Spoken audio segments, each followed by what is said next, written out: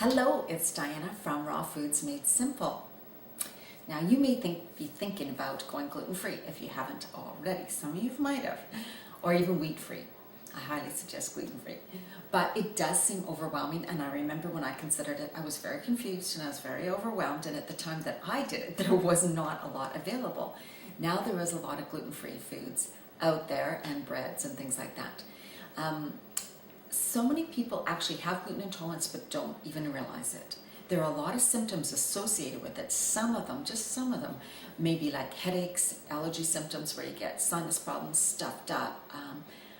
You get any digestive disorders definitely could be caused by gluten intolerance. So anything for IBS, constipation, bloating, feeling blah, just feeling really heavy in the gut, that definitely could be gluten intolerance. Another thing that most people don't realize is that it can affect your head, how you think. So you have really foggy head thinking, you can't really think straight, you get really tired and fatigued, you're just really feeling blah, generally blah. Also your mood swings, you could feel frustrated, depressed, anger, and aggression is actually a symptom of gluten intolerance. Very interesting.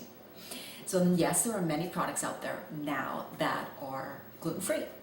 Let's say bagels, breads, and anything like that. But I want you to read the labels because gluten-free does not mean healthy. This is a huge one. Just because you're consuming gluten-free products, it doesn't mean those products are made with healthy ingredients. Now, if they're sold at grocery stores, most likely they're not made with that healthy ingredients, and they're very expensive to buy. They still use white sugars, they may use bad oils. So read labels, lots of preservatives. The ones that are sold on the shelves, like the cookies that are packaged and stuff, tons of preservatives and colorings in them. Really. Maybe occasionally, but try to stay away from those. Think about making your own flours. Buckwheat's gluten-free. You can grind buckwheat out. Grouts, sorry. You can take steel-cut oats, grind those. You can grind oat flakes. You can grind quinoa flakes. You can grind almonds to make your own flour using one of those magic bullets or a coffee grinder or a high-speed blender, so that you can make your own flours. And there's tons of recipes online. I want you to try and adjust them using your flours. Making cookies, starting gluten-free cookies is pretty easy, just getting some really simple ingredients together for that. Now, how do you think about getting it out of your diet every day? Well, you can make your own gluten-free. Now, when you go to coffee shops and it's all around you and you're just so tempted by those goodies that are full of flour and sugar, but they look so good sitting there. Bring your own.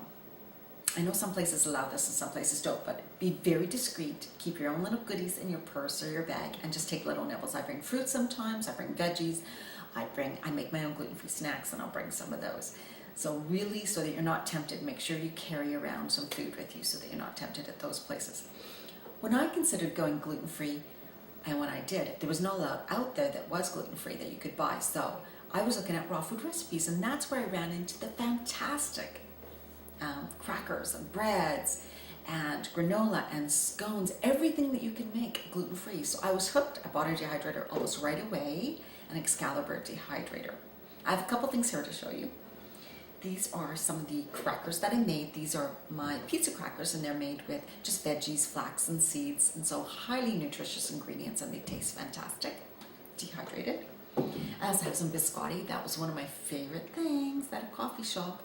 These are made with almond meal base, so it's almonds, flax, and seeds. And then I also have some granola.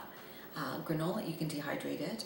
Granola is fantastic, really filling when you make it yourself. It's got buckwheat and nuts and seeds again, and tastes super. You can flavor it any way you want, so you can make it to what you like. That's another thing about the dehydrator. You're using highly nutritious foods, very highly nutritious, and you can also flavor them and make them your own. Tons of recipes out there, so don't worry about that. A little bit of a learning curve.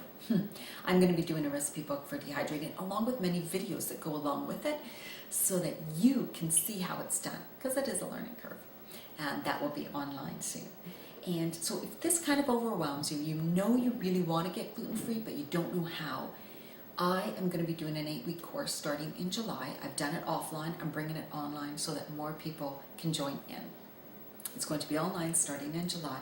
Going to take you step by step, starting from the very basics, breakfast, and starting from where you are now, and leading you in 8 weeks. You will be gluten-free, probably be dairy-free and sugar-free, and you'll have some fantastic recipes, and I'm going to be there along the way showing you how to do it.